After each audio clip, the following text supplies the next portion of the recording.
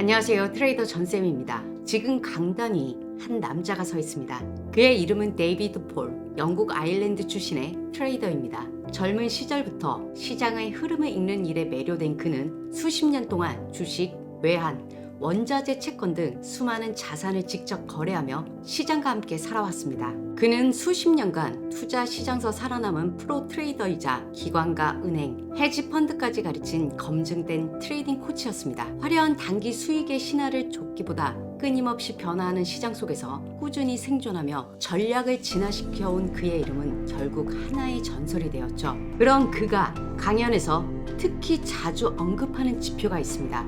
바로 MACD입니다. 데이비드 폴은 MACD를 단순히 추세를 확인하는 도구로 보지 않았습니다. 그는 이 지표 속에 담긴 가격의 모멘텀과 추세 전환의 미세한 징후를 어떻게 하면 현재 시장 환경에 맞게 재해석할 수 있을지를 끊임없이 연구했습니다. 그는 강연과 칼럼을 통해 이렇게 말하곤 합니다. MACD는 50년 전에 만들어진 지표입니다. 그때의 시장 구조와 지금의 시장은 완전히 다릅니다. 그대로 쓰면 실패할 수밖에 없다고. 시장은 살아있는 생명체와 같고 끊임없이 변화하며 따라서 전략 또한 그 변화에 맞춰 진화해야 한다고요. 같은 신호라도 시대와 시장 환경이 달라지면 그 의미는 완전히 다르게 해석되어야 한다는 것이 그의 철학이었습니다. 그래서 그는 강연에서 MACD를 설명할 때 단순히 골든크로스나 데드크로스를 설명하는 데 그치지 않고 그는 횡보장에서의 잡음을 줄이는 방법, 주식과 코인처럼 고변동성 자산에 어떻게 적용할 수 있을지 함께 제시했죠. 핵심은 바로 지표의 본질을 이해하고 현재 시장의 변동성과 구조에 맞춰 다시 설계하고 다듬어야 한다는 것이었습니다. 오늘 영상에서는 그가 자주 언급했던 MACD 구조와 적용 원리, 그리고 이와 더불어 지지 저항을 어떻게 활용하며 매매 승률을 극대화할 수 있을지도 알아보겠습니다. 구독과 좋아요 한 번씩 꾹 눌러주시고요. 금일 말씀드리는 지지 저항 지표가 필요하신 분은 제 영상 하단 고정 댓글에 있는 트레이더 전쌤 타점 승률 차트 지표 신청하기 클릭하셔서 신청해 주시면 무료로 배포해 드리겠습니다. MACD는 50년 이상의 역사를 자랑하는 전설적인 기술적 분석 도구입니다. 하지만 오래된 지표이기 때문에 현재 시장에 그대로 적용하면 한계가 있습니다. 그래서 여기서 우리가 해야 할 일은 과거 방식을 그대로 반복하는 게 아니라 현재 시장 특성에 맞게 전략을 업그레이드하는 것이죠. 이를 위해 MACD의 기본 구조와 핵심 개념부터 완전히 짚고 넘어가겠습니다. MACD는 Moving Average Convergence Divergence의 약자입니다. 쉽게 말하면 이동 평균선이 서로 가까워졌다가 멀어지는 걸 이용해 시장의 모멘텀과 추세 변화를 포착하는 도구입니다. 구체적으로 보면 무빙 에버리지는 일정 기간 가격 평균을 나타내는 선, 컨버전스는 두 평균선이 가까워지는 현상, 다이버전스는 두 선이 멀어지는 현상을 뜻합니다. 차트에서 MACD를 적용하려면 트레이딩 뷰 상단 메뉴에서 지표 탭을 클릭하고 검색창에 MACD를 입력하면 됩니다. 기술적 지표란에 무빙 에버리지 컨버전스 다이버전스라는 지표가 나타나는데 이걸 클릭하시면 화면 하단에 MACD 지표가 표시됩니다.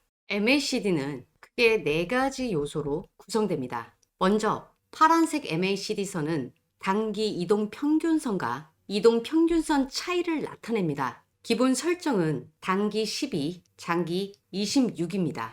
단기선이 장기선 위에 있으면 상승 추세, 아래에 있으면 하락 추세임을 쉽게 파악할 수 있습니다. 다음은 주황색 시그널 선인데요. MACD 선을 다시 이동 평균한 선입니다. 쉽게 말하면 움직임을 조금 더 부드럽게 만든 선이라고 이해하시면 됩니다. 시그널 선은 기본값이 9이고요. MACD 선이 시그널 선을 아래에서 위로 돌파하면 골든 크로스로 매수 신호, 위에서 아래로 돌파하면 데드 크로스로 매도 신호로 해석합니다. 세 번째, 히스토그램입니다. 이건 MACD 선과 시그널 선의 차이를 시각적으로 보여주는 막대 그래프입니다. MACD 값이 시그널 선보다 크면 양봉, 작으면 음봉으로 나타납니다. 히스토그램이 0선 근처에서 작아졌다가 커지면 두 선 간격이 벌어지고 점점 작아지면 수렴하는 걸 의미합니다. 마지막으로 가운데 0선이 있는데 위쪽은 상승 추세, 아래쪽은 하락 추세로 해석합니다.